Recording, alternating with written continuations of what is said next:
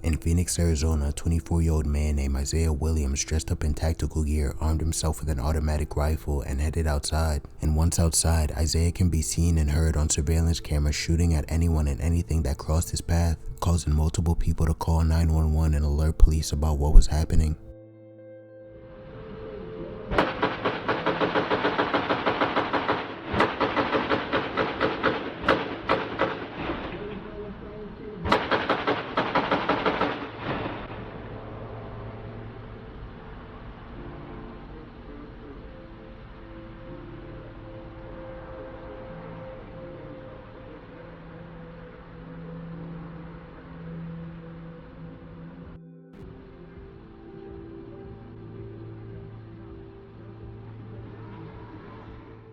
Phoenix 911, where is your emergency?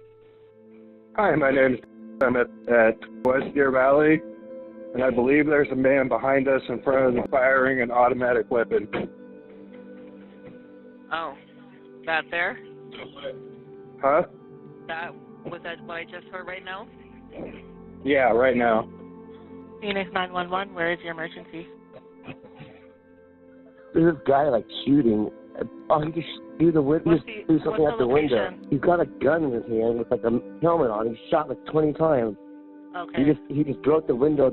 He just hit the window. He's at the parking lot. He's walking around. Phoenix 911, what is the address of your emergency? We're on Deer Valley Road. We're at by I-17. There's a shootout in the parking lot.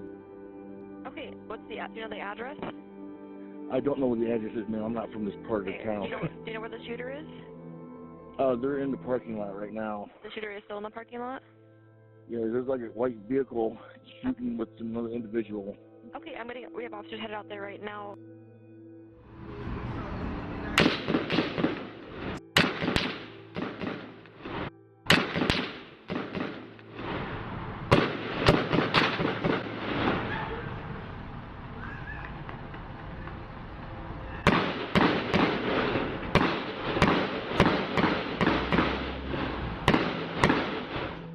After shooting a man and a woman in the white car, Williams threw a Molotov cocktail at the window of a Waffle House before pointing his weapon at people inside multiple businesses. As of 2043, they are still hearing shots being fired, and we do have one victim so far that was shot in the ear and the arm. Dozens of police quickly responded to the scene, but when they arrived, they were greeted with hundreds of shots being fired at them, causing a shootout to occur in the middle of the road.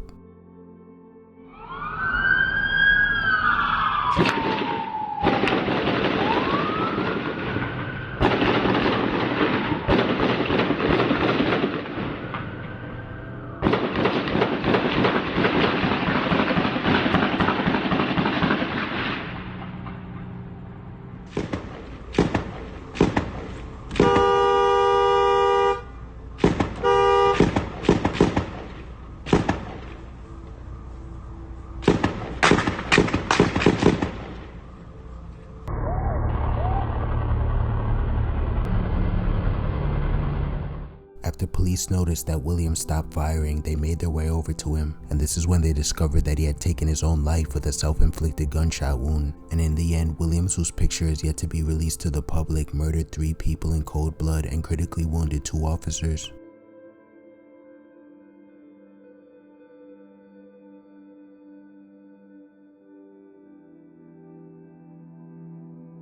In Ottawa, Canada, a 22-year-old man named Cameron Rogers beat and stabbed both of his parents to death in their home for no reason. Cameron first attacked his mother while she was in the kitchen before killing his father after he tried to come to her aid. And in his interrogation, Cameron broke down the vile things he did to his own parents.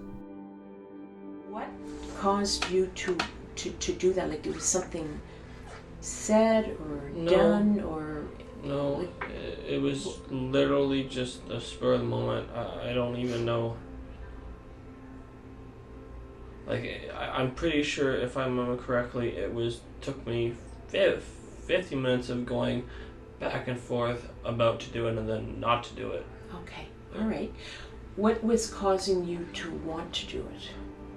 Why is it you're thinking you wanted to do it? I don't remember. Okay, all right. right. And your mom, you said she was in the kitchen? Mm-hmm. Okay. And where was your dad?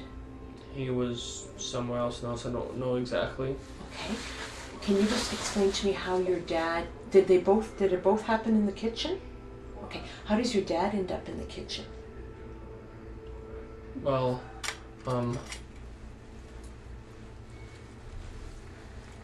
when I did my mom, he came running, and then I did him. Okay. All right. Okay. All right. And how long did it take? What do you mean? Like before your mom, like how long did you? Well, my dad didn't take very long, but my mom took a long time. Okay. And it was really hard because she was in pain, and I wanted it to stop, and I couldn't make it stop. And I felt so bad because she was in pain, and I wanted her not to be in pain, but I couldn't stop it. And it went for the whole night. And what? It took the whole night for her to die. And how do you know that it took the whole night? I don't know exactly, but I mean, I went to my room, and she was still in pain. I could hear her, but then in the morning, it was done. Okay. And can I ask a question? Why is it then, after, when you realized she was in pain, why didn't you call 911? Well, I knew it was too late. Okay. And what do you mean by it was too late? The wounds were too bad. Okay. Okay. And so what about your dad? How soon after did you kill your dad? What do you mean how soon after? Well, after your mom? Yeah. Yeah. He came running, and then that's in. when it happened. Okay, what did he say when he came in? Well, he was scared for her. Yeah.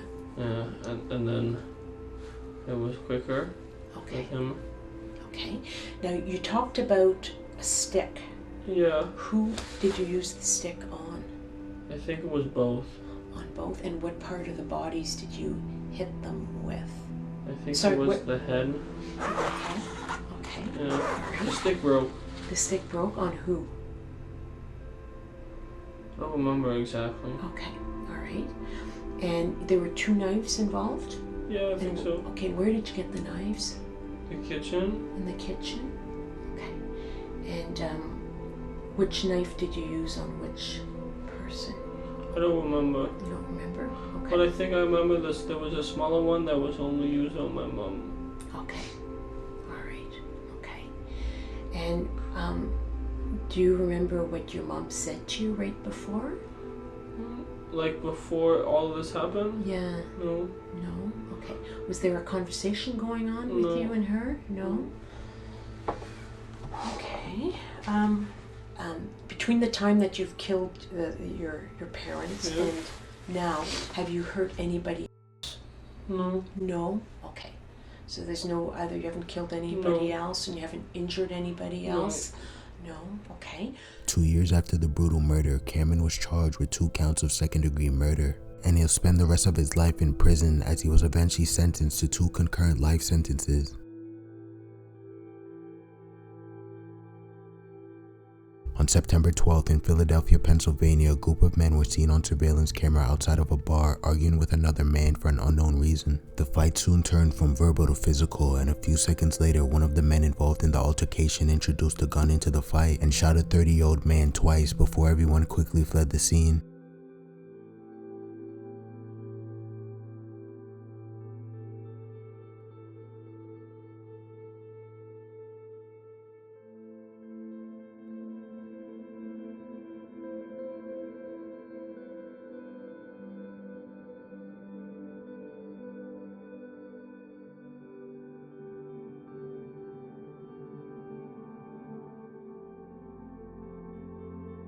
The man who was shot was rushed to the hospital in critical condition and is reportedly still in critical condition to this day, and police claim that they're currently searching for the men responsible for the shooting.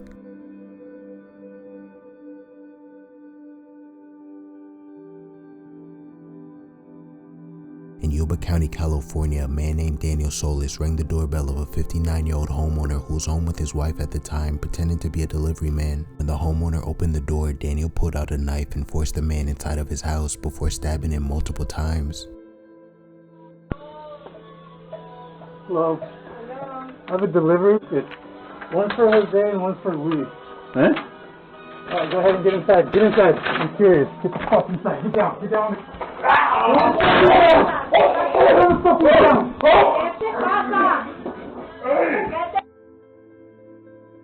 The homeowner was taken to the hospital with multiple stab wounds to the chest, but managed to survive, and Solis was eventually apprehended by police and charged with attempted murder and sentenced to 11 years to life in prison.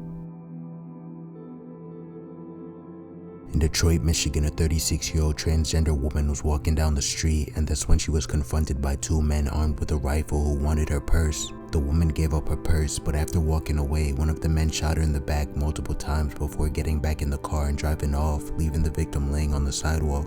It's alleged the men yelled for the victim to drop everything she had and to run, and the surveillance video shows she did that, and yet police say they still fired. The two men responsible, named Charles Brown and Jawan Williams, were eventually both arrested, and Brown, who fired the shots, was sentenced to 50 years in prison for attempted murder and armed robbery, and Williams was eventually sentenced to 30 years for armed robbery.